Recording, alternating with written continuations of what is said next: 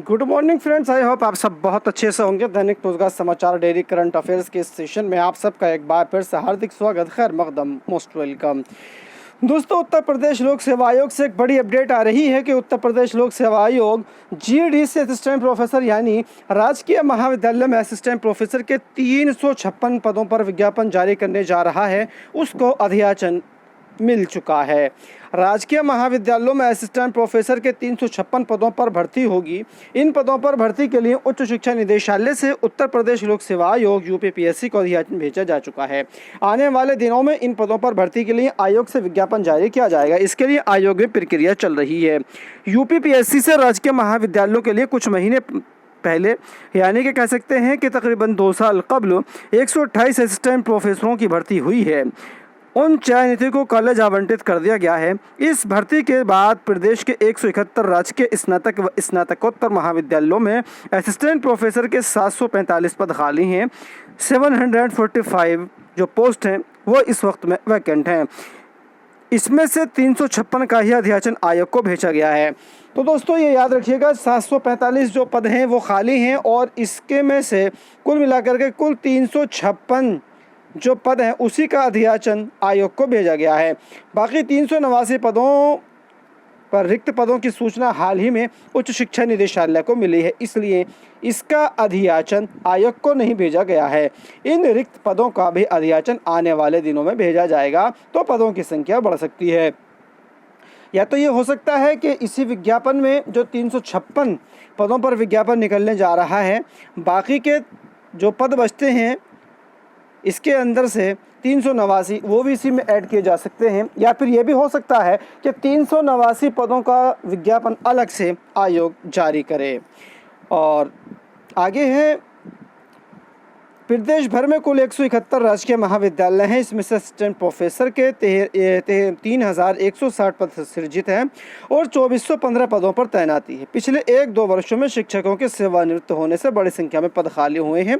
कुछ नए कॉलेज खुले हैं तो उनके पदों का सृजन हुआ है। प्रदेश सरकार का प्रयास है कि रिक्त पदों पर भर्ती हो जाए, जिससे शैक्षणिक गुणवत्ता बेहतर हो सके। असिस्टेंट प्रोफेसर का चयन सीधी भर्ती से होता है।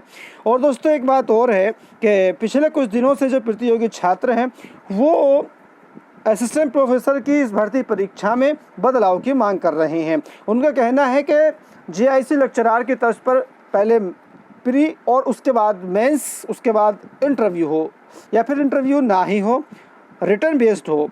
लेकिन ये जो परीक्षा है वो पहले स्क्रीनिंग होती है और उसके बाद टोटली इंटरव्यू बेस्ड होती है। सिर्फ इंटरव्यू के नंबर पे ही ये भर्ती की जाती है, रिटर्न के अंक इसमें नहीं जोड़े जाते हैं, वो सिर्फ स्क्रीनिंग होती है। तो प्रतियोगी छात्रों की यही मांग है कि इसके अंदर जो रिटर्न एग्ज़ाम होता है उसके अंक भी जोड़े जाएं। छात्रों ने परीक्षा और साक्षात्कार के जरिए असिस्टेंट प्रोफेसर के पदों पर चयन की मांग की है। हो सकता है इसकी चयन प्रक्रिया में भी कुछ बदलाव हो जाए, लेकिन बदलाव इतना आसान नहीं है।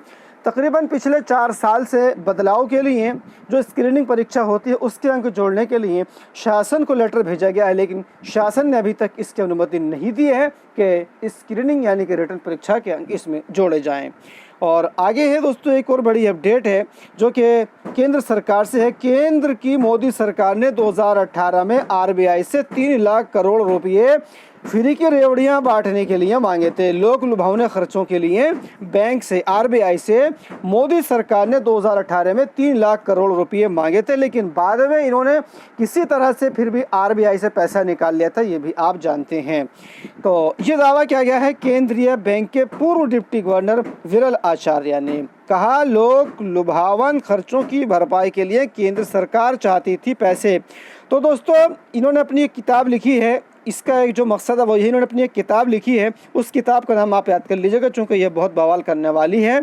इनकी किताब का नाम है quest for restoring financial stability in India. तो ये किताब का नाम है, इसको आप नोट कर लीजिएगा, आपके आगामी प्रतियोगी परीक्षाओं में पूछी जा सकती है। ये किताब का नाम है, तो इसको आप नोट कर लीजिएगा। तो दोस्तों इस वीडियो में इतना ही। और इस किताब के जो लेखक हैं उसका क्या नाम है? इस किताब के लेखक का नाम है विरल आचार्य। तो दोस्तों इस वीडियो में इतना ही। वीडियो अच्छी लगे तो लाइक कीजिएगा, शेयर कीजिएगा।